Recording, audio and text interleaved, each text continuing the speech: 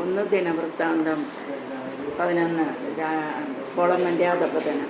ഈ ജനത്തെ നയിക്കാൻ ജ്ഞാനവും വിവേകവും നൽകണമേ എന്ന് സോളമൻ രാജാവ് ദൈവത്തോട് അപേക്ഷിച്ചു. ദൈവം സോളമന് ജ്ഞാനവും വിവേകവും നൽകിയത് കൂടാതെ മറ്റു രാജാക്കന്മാർക്ക് ആർക്കും ലഭിച്ചിട്ടില്ലാത്തത്ര സമ്പത്തും ധനവും പ്രശസ്തിയും നൽകി. അങ്ങനെ സോളമൻ രാജാവ് ധനത്തിലും ജ്ഞാനത്തിലും ഭൂമിയിലെ രാജാക്കന്മാരെ എല്ലാം പിന്നിലാക്കി. സോളമൻ അനേകം വിദേശ വനിതകളെ വിവാഹം കഴിച്ചു. സോളമന് വാർദ്ധക്യമായപ്പോൾ ഭാര്യമാർ അവൻ്റെ ഹൃദയത്തെ അന്യദേവന്മാരിലേക്ക് തിരിച്ചു, അവയെ ആരാധിച്ചു. അന്യദേവന്മാരെ ആരാധിക്കരുതെന്ന് ആജ്ഞാപിച്ച ദൈവത്തിൽ നിന്ന് അവൻ അകന്നുപോയി.